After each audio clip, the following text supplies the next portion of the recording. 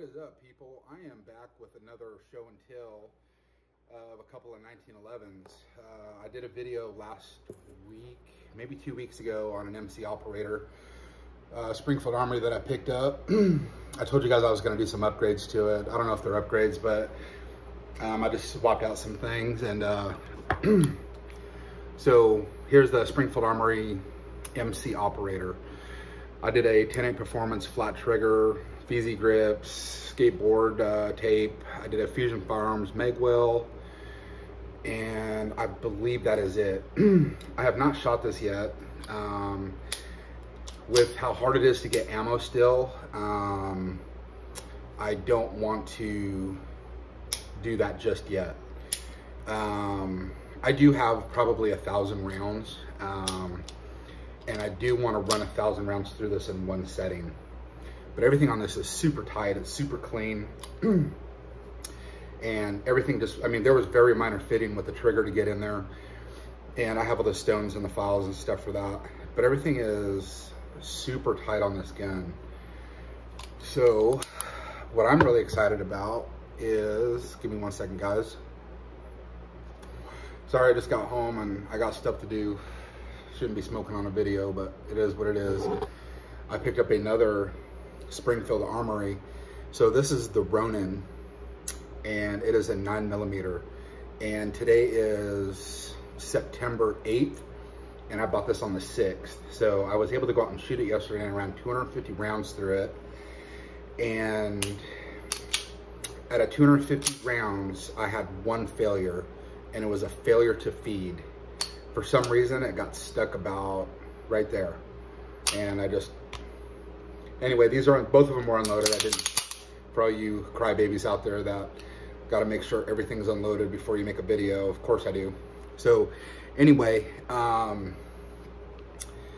this is going to be my new carry piece. I have 4 megs for it. The gun range, the gun shop that I was at, had several brands of 9mm 1911 megs, and only one brand had 10 round megs, and they were ACT megs, and they are blued. They're made in Italy. They function flawless. And the thing I like about it is all my regular 1911 megs for my 45s are all silver. So I was planning on getting either black or blued, so I could tell the difference between the two, and you know, I'm sure I could look at the bullet in the inside of the magazine also. But anyway, a little bit about this gun.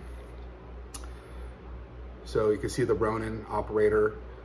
Man, this thing is so nice. Anyway, it's got the, I believe these are Heine sights, or the straight 8 sights, whatever you call them. See the ledge on there? I like that style of rear sight. Unfortunately, it does have 2 white dots on it. I prefer a blacked out rear. It's got a fiber optic front and rear cocking serrations. It doesn't have front strap checkering. It does have a metal main spring housing. The thumb safety, just like every Springfield I own, is super solid lockup. There is no play on this thing. You can hear this thing clicking on and off, and I love that. The trigger, I thought about replacing the trigger, but this trigger grew on me yesterday. So it's, I'm trying to get that better angle in there. I got my blinds open in the background, so it's kind of dulling this out. So it is a black skeletonized trigger. And this is probably, I would say 3.5 pounds. Very light trigger. It's got the thin wood grips. So I like to do 1911s the way I prefer them. So everything that I've shown you on the operator, the MC operator at the beginning of the video, I ordered for this. I got the meg well, I got grips. I had to get bigger, longer screws because these are thin grips. The front strap, checkering. I'm not going to do a 10-inch flat trigger. I'm going to leave this trigger in there. What I did do though is, and I know this is a 9mm, so racking this versus an actual 45 1911, this spring feels super weak. So I was doing some reading and some research and stuff, and I came across a forum, and mind you, I don't believe everything that I read or that I watch on YouTube or TV or whatever it be. But I read a whole string where when these Ronins first came out, that they came with weak springs. So I went ahead and ordered a Wilson Combat spring and plug. So it's a 13-pound spring. It's a flat wire, and hopefully it'll be in by the end of the week, and I get it all installed, put together. Take me 15 minutes. This is now number 30 of 1911s that I own. I own 30 1911s, so I know a thing or two about them, and I know how to take them all apart. And even if I only shot 50 rounds through 1911, I completely break the whole thing down. I even take the firing pin, the extractor, the sear disconnect, everything, the hammer, everything comes out and it gets completely cleaned. So my thoughts on this pistol, one failure out of 250 rounds I could live with. Clearly there's a break-in period on this. Most 1911s have a break-in period. I believe they're a minimum of 500 rounds. So I like to run 1,000 rounds, but because ammo's so scarce, probably shouldn't even have ran 250 rounds yesterday. But anyway, this is just a very beautiful pistol. I like how they did the two-tone. It's actually like a three-tone if you look closely. So the flats on the slide are glossy. And now this is a blued finish. This is not Cerakoted or NP3, anything. This is a blued finish. So on the top, it's a flat color. So same thing on the frame. So you'll see the flat, right? And then in a different angle, you'll see it shiny. So I like how they accented all that together. It is, I think it's a very beautiful pistol. What would I have done different on this? Probably nothing. I mean, for the price point, I believe you're getting a lot for the money, for the price point. And then this is just my opinion. Some of you may disagree, but I think Springfield Armory makes the best looking 1911, production 1911s out there right now.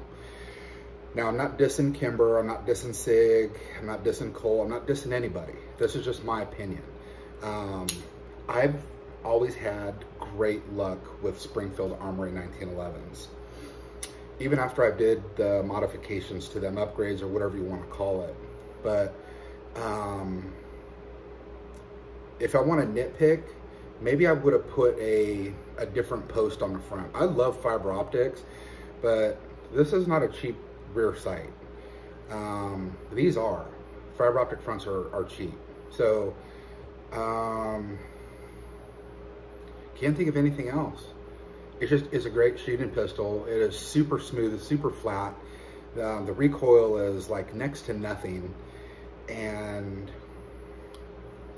man, I don't know. But I'm excited about the Magwell, the VZ grips. It was Labor Day yesterday, so a lot of people had really good sales on a lot of stuff, and it was 20% off their whole site. So I ordered the grips and the screws. Yeah, I can't really think of anything else that I would have done. Now, I think a couple years ago I did reviews on Kramer holsters. So I'm originally from the West Coast. I live in Oklahoma right now. So I lived 5 minutes from where these are built, Kramer holsters. Now this is a horsehide, I believe it's a number 2. The retention is amazing on Kramer holsters. I ran Kramer holsters on several 1911s inside the waistband. This is an outside the waistband, by the way. SIGs, Glocks, and the thing I like about Kramer is the mouth opening. Now I'm squeezing that as hard as I can, and it's just very minimal closing. So they have about a 6-week lead time. They have a lifetime warranty. I'm not affiliated with Kramer whatsoever. I'm just giving you my feedback and opinions on them.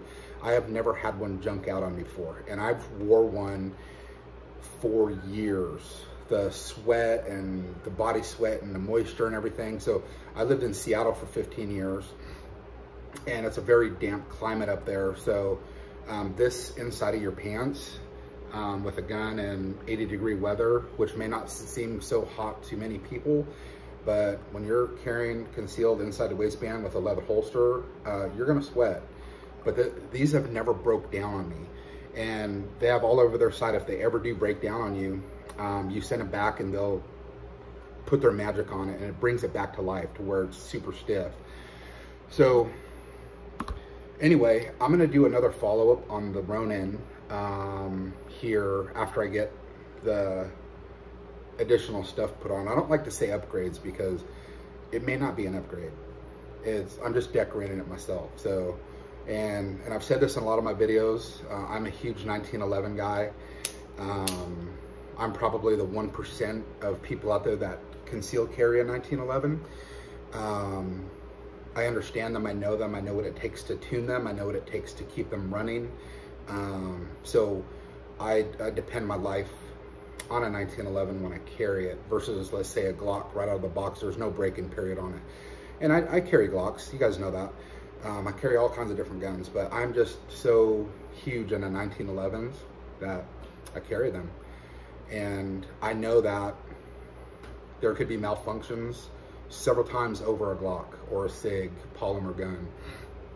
So anyway, guys, I think that is about it. We're shooting on 11.5 minutes here, going on 12 minutes. I always try to keep these short, but I like to ramble on and hear myself talk. So, yeah, give me a couple weeks. I think I could scrounge up probably another 500 rounds. Once everything's put on here, I'm gonna go run it again, and I'm gonna run it as hard as I can and try and get this thing to fail. And I have to keep in mind, though, it's still not broke in yet. I would say at least another 500 rounds it will be. So anyway, guys, I hope everything's good. I hope everyone's safe and healthy still through this COVID-19 bullshit. And I will talk to y'all later.